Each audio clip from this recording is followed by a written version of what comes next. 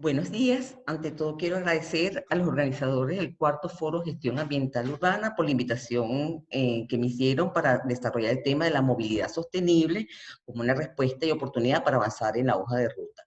Para ello, he desarrollado una agenda de 7 puntos para ir abordando cada uno de los elementos que quiero compartir con ustedes. En primer lugar, destacar los objetivos y métodos de la investigación, que no son otros sino identificar principales problemas ambientales que afectan a las ciudades, estructurar un marco teórico que nos permita identificar cursos de acción posibles, caracterizar el estado de la movilidad de ciudades venezolanas a partir del caso de la MC, para identificar líneas de base cualitativa y puntos de partida de la acción, identificar áreas de actuación, esbozar grandes líneas de acción en materia de movilidad sostenible y los responsables de las acciones y posibles fuentes de financiamiento. Y esta se trata de una investigación documental basada en literatura relevante, revistas técnicas, investigaciones académicas, estadísticas disponibles, que permitió estructurar ese marco de medidas a considerar en la hoja de ruta. Y ya desarrollando la agenda, tenemos que los problemas en los cuales hemos enfocado para los efectos de esta ponencia están lo de la contaminación del aire con su doble dimensión, la dimensión local, que es la afectación directamente sobre la salud de los habitantes de la ciudad y de sus infraestructuras, y la dimensión del impacto a nivel global con el efecto como aporte a la formación de gases de efecto invernadero y su relación directa con el calentamiento global. Luego están los accidentes viales, como esa interacción sin control entre los diferentes usuarios de la vía, que tiene siempre repercusiones muy negativas, y la congestión como un efecto una manifestación del el uso excesivo o el uso desmedido del auto particular sobre una oferta vial que tiene una capacidad limitada y bueno, y todos esos efectos que se producen y efectos negativos que tanto sufren las personas que produce la congestión como otros usuarios que se ven afectados, bueno, usuarios de transporte público en un tránsito mixto donde no hay preferencia para la circulación de ellos. En ese sentido, el Banco Mundial, a través de su publicación de Ciudades en Movimiento, hace toda una explicación de una cantidad de instrumentos tecnológicos y políticos como estrategias para reducción del impacto del transporte de las ciudades en materia de vehículos y combustibles y en materia de gestión y aplicación de incentivos, pero lamentablemente vemos que con el paso del tiempo pareciera que no han sido suficientes las medidas tomadas para contrarrestar los avances que se están registrando de contaminación, sobre todo las emisiones de CO2 que son tan representativas en el caso, por ejemplo, que se está enseñando en las gráficas de América Latina y el Caribe. Esto, sin lugar a duda, debe impulsarnos a seguir buscando y a seguir aplicando y ampliando esas medidas para contrarrestar los efectos de ese transporte urbano sobre su medio ambiente. En cuanto a los acuerdos que se han llegado y los que están marcando la pauta de lo que debería ser la orientación de estas medidas, nos encontramos con la Agenda 2030, que establece el objetivo número 11, todo el tema del desarrollo de ciudades y comunidades sostenibles, donde está el tema del transporte público, por supuesto, como uno de los bastiones fundamentales, y en este acuerdo de París, para la descarbonización de cara al 2050, el tercer pilar que destaca como cuatro que tienen que trabajar en forma coordinada es el mayor uso del transporte público y del transporte no motorizado y disminuir la demanda de transporte mediante una planificación de uso del suelo orientada al transporte masivo. Esto acompañado con un uso importante de las tecnologías de información y comunicación de cara a la movilidad sostenible, es decir, la movilidad como servicio de forma sostenible. Viendo estos acuerdos, entramos entonces a describir cómo se define esa movilidad sostenible en un compromiso con el ambiente. En las gráficas que se presentan, viendo las tres dimensiones de esa movilidad sostenible y dos definiciones de las tantas que uno puede encontrar en las diferentes fuentes, donde en el caso de la ley catalana la define como la movilidad que satisface en un tiempo y con un coste razonable y que minimiza los efectos negativos sobre el entorno y la calidad de vida de las personas. Mientras que Segras describe o define esa movilidad sostenible como la capacidad de proporcionar accesibilidad que no decaiga en el tiempo y siempre acota con la menor cantidad de carbono posible. Eso sin lugar a duda van orientando a lo que debería ser la selección de los elementos a considerar en el transporte para el desarrollo del transporte sostenible, y vemos aquí los tres pilares que destacan la BTP, Vasconcelos, una cantidad de autores que han desarrollado el tema, el uso el desarrollo de las ciudades con proceso de planificación integral del territorio, donde se integran, donde se contempla uso del suelo y transporte, la promoción del transporte público no motorizado, transporte público y el no motorizado, y la limitación de la circulación del auto particular aplicando medidas de gestión de demanda de transporte. Ese transporte público que se destaca en transporte sostenible es un transporte público integrado, intermodal, donde se incorpora tanto los transportes no motorizados como la movilidad compartida como un nuevo concepto de servicios que responden a la demanda y que se están poniendo muy en moda a nivel regional, a nivel mundial. Esto, por supuesto, acompañado de toda la tecnología de información y comunicaciones para generar lo que hablábamos anteriormente de la movilidad como servicio. Este es un sistema intermodal y la intermodalidad se logra a través de los procesos de integración, y el proceso de integración institucional, operativo y físico debe comenzar, y así lo describe la experiencia de tantos años, por la integración institucional, donde nos destaca de Gras que debería estar ya claro de que un nivel de gobernanza metropolitana debería estar ya concebida y debería funcionar para poder administrar en su conjunto el tema de la movilidad de estas grandes ciudades. Y esa gobernabilidad también nos sirve para contrarrestar y potenciar esos efectos negativos. No voy a hacer mucho detalle en el tema del COVID, porque ya eso lo estamos padeciendo, pero sí quiero dejarles presente que hay unos temas que, por supuesto, impactan negativamente en la movilidad, y eso hay que contrarrestarlos. Y hay otros elementos que hay que potenciar porque se presentaron como una oportunidad en el marco de esta pandemia, como es el caso del uso de transporte no motorizado, bicicletas, patinetas, que salieron a las calles precisamente a partir de las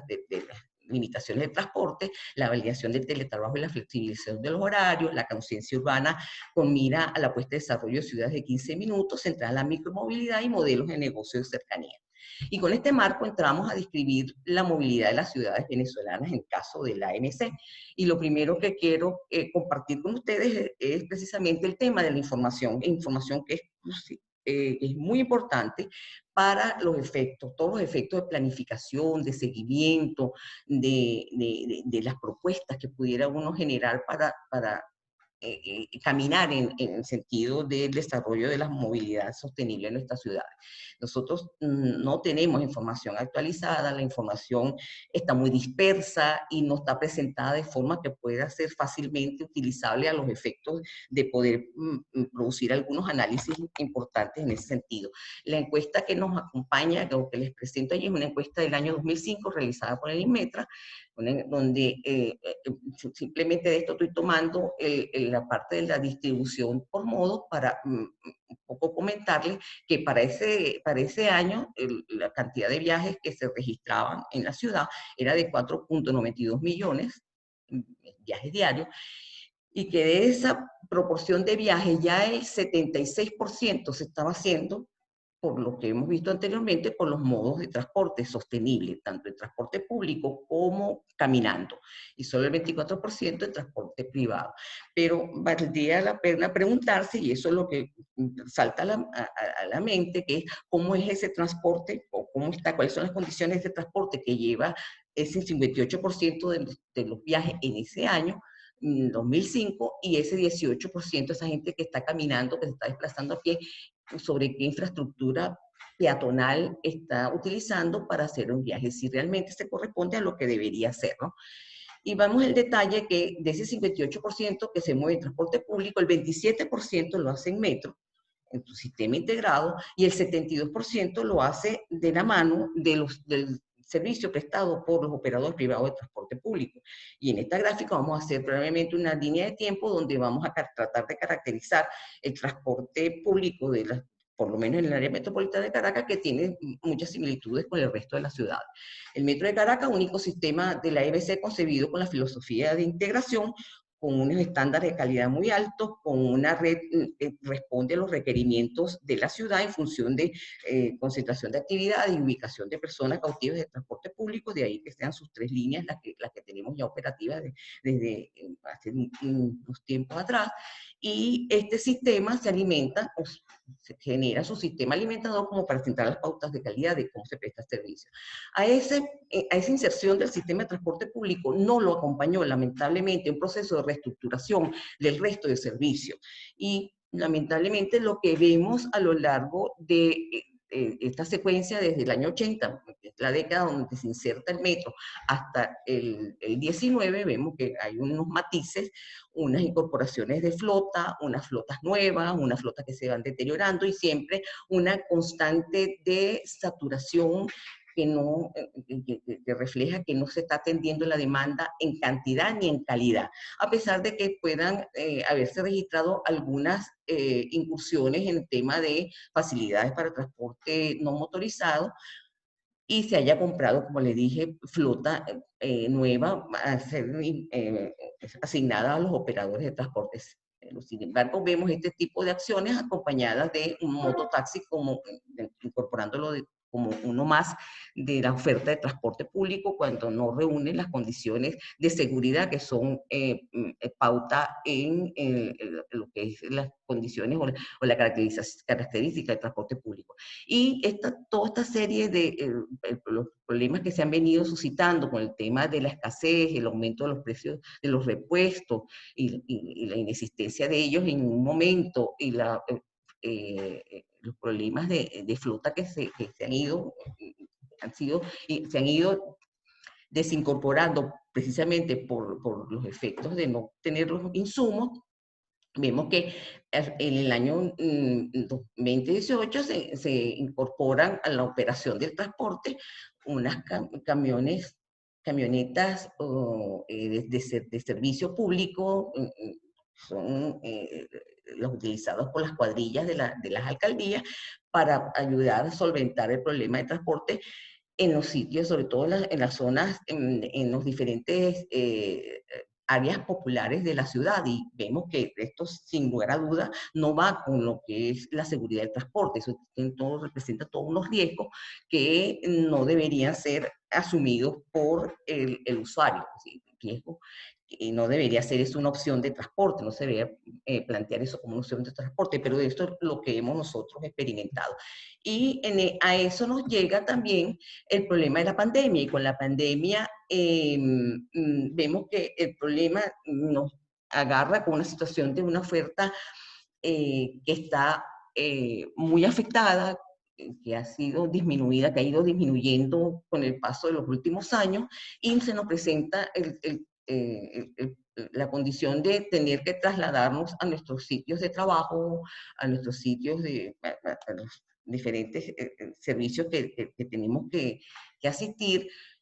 con una flota que realmente no reúne las condiciones en cuanto a cantidad de vehículos como para que en esa prestación se pueda mantener el distanciamiento establecido, considerado con las medidas de bioseguridad, con el protocolo de la Organización Mundial de la Salud. Entonces, evitar contagios en ese sentido es bastante difícil. Con un panorama muy rápido de lo que ha sido esta evolución del transporte, vamos permítame, comentar con ustedes lo que es como la síntesis de esta situación para dar pie al planteamiento de las acciones. La información de la ciudad y su movilidad es está muy desactualizada. No se cuenta con un plan estratégico y de transporte metropolitano. El servicio de transporte público es anárquico, desorganizado, sin estructura empresarial y sin integración con la red estructurante. La oferta de todos los modos y calidad de servicio, les comentaba, muy afectada por crisis actuales, escasez de repuestos, caucho, baterías, falla de plan de mantenimiento, y esto está agravado en el año 2020 con la pandemia por COVID-19.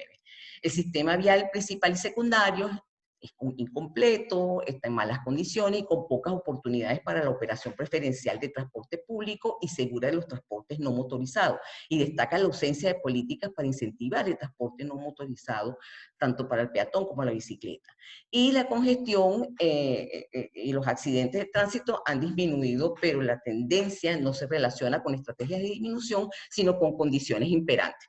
Y finalmente, no hay autoridad única de transporte metropolitano, y eso da muchas explicaciones, se da cuenta de todos los problemas que dejé descrito y le he comentado anteriormente. El plan de acción, el concepto y líneas. El concepto está orientado a avanzar en el mediano plazo hacia ciudades venezolanas más humanas y resilientes, en las que se priorice al peatón, al ciclista y el transporte público por encima del transporte individual, reduciendo así los impactos del transporte sobre el ambiente urbano. Con esa visión y frente a las condiciones descritas de la AMC, se identificaron 7 áreas de actuación y 25 líneas de acción para poder orientar lo que debería ser la evolución del transporte en una hoja de ruta que se estima preparar o estructurar. En el primer lugar tenemos el área de adaptación de planificación integral urbana y metropolitana, donde las acciones centrales son la elaboración del plan estratégico y plan integral de transporte público, y los responsables, fuentes de financiamiento y desafíos están asociados al nivel local o metropolitano, con participación de todos los actores sociales, ambientales, económicos, técnicos y políticos. El financiamiento se vislumbra o se identifica CAF como a través de los fondos verdes, que siempre nos ha apoyado en ese sentido, y los desafíos: lograr apoyo político y la recolección y manejo de información tan importante para poder tomar decisiones de hacia dónde seguir, con qué línea seguir y qué